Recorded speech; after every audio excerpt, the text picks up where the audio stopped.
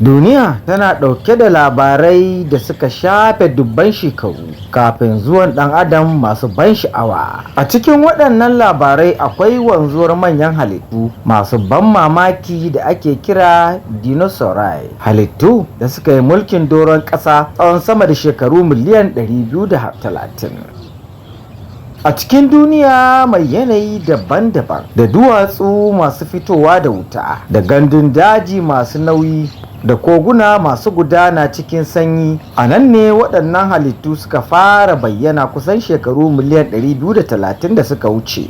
A lokacin Triassic sun ci gaba da bunƙasa a Jurassic, sannan suka kai ƙololuwar yawansu a Cretaceous. Waɗannan halittu ba su kasance iri ɗaya ba, wasu dogaye ne masu dogayen wuya kamar bishiya, wasu kuma masu saurin gudu ne fiye da doki. Akwai masu cin ciyawa, akwai masu cin nama, akwai masu tafiya da ƙafa biyu kamar ɗan adam, wasu kuma a ƙafafuwa huɗu suke tafiya. Akwai manyan halittu kamar Argentasaurus wanda ya kai tsayin ɗaki, sannan kuma akwai ƙanana iri kamar Compsognathus wanda bai fi girman kaza ba. Masana sun yi bincike sosai domin gano inda suka rayu. A yau an gano ragowar ƙasusuwan dinosaurs a kusan sassa daban-daban na duniya. A nahiyar Afirka an gano wasu muhimman nau'ikan ƙasusuwansu, musamman a ƙasar jamhuriyar Nijar, ƙasar da ta zama sananniya wajen gano manyan jinsunan dinosaurs irin su Negasaurus, dabbar da ke da dogon wuya da bakin da ya kama da matatar ruwa. Haka kuma an gano Sukomisius, dabbar mai kama da kunkurun teku amma tana rayuwa a ƙasa, mai manyan haƙora kamar ta kifi. A Najeriya an samu ƙananan ragowar halittu a yankin Gongola Basin, wato a yankin fadamun Gongola, abinda ke nuna cewa dinosaurs sun taɓa wucewa ko sun yi rayuwa a yankunan nan na Najeriya. A ƙasar Masar an gano jinsunansu da suka yi kama da wasu masu nutsar ruwa.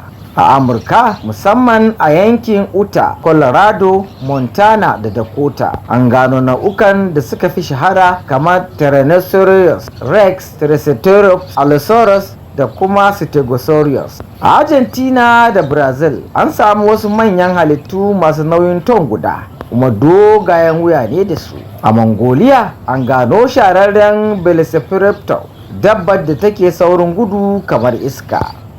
A ƙasar China an gano nau'ikan da suka nuna alamar cewa tsuntsaye ne sun samu asali. A China an gano nau'ikan da suka nuna alamar cewa tsuntsaye sun samu asali daga wani rukunin dinosaurs ne. A wannan zamani duniya ta kasance cike da bambance-bambancen yanayi. Nahiyoyi ba tsaya inda suke yau ba. Ƙasa tana motsawa, rana tana haskawa cikin yanayi mai ɗumama fiye da yau. Kuma koguna da tafkuna tana canja wurare. Wannan ne ya ba wa dinosaurs damar yaduwa a duniya. Amma bayan sun yi mulki tsawon shekaru miliyan 160, wani abin mamaki ya faru. Wata babbar guguwa daga sararin samaniya ta bugi doron ƙasa kimanin shekaru miliyan 66 da suka wuce. Hayaƙi da tururi suka rufe sararin duniya, tsirrai suka mutu, dabbobi suka fara fuskantar yunwa. A ƙarshe mafi yawan dinosaurs suka shuɗe baki ɗaya, sai dai ba duka ba. Masana sun tabbatar da cewa tsuntsaye na yau su ne magada na wani ƙananan rukunin dinosaurs. A yau ragowar ƙasusuwansu waɗanda suka yi ƙuruciya cikin duwatsu su ne ke bayyana mana labarin rayuwarsu, labarin halittu masu ban mamaki waɗanda suka rayu a yankin da muke ciki har ma da Nijar, suka yi mulkin duniya kafin mu, sannan suka bar mana abin mamaki da darasin cewa duniya tana juyawa, halittu suna zuwa suna wucewa.